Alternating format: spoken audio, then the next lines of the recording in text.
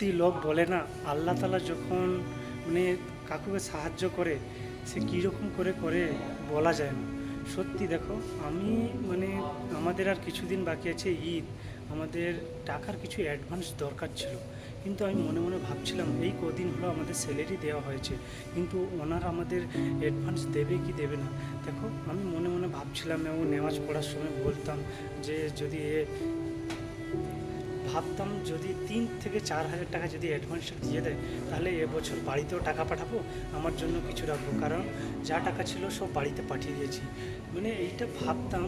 আজকে দেখো, আল্লাহ তালা কীরকম করে আমার মনের কথা বুঝেছে, ম্যানেজার নিজে এসে আমাকে টাকা দিয়ে চলে গেছে যে তুমি নিয়ে যাও, তুমি অ্যাডভান্সের কথা বলছো। আমি কখন বললাম ভাই, সত্যি আল্লাহ তালা যখন হেল্প করে না, বলার তো আমি সত্যি মানে কি আল্লাহর কসম আমি কোনোদিনও বলিনি এই কথাটা যে আমাকে পয়সার দরকার।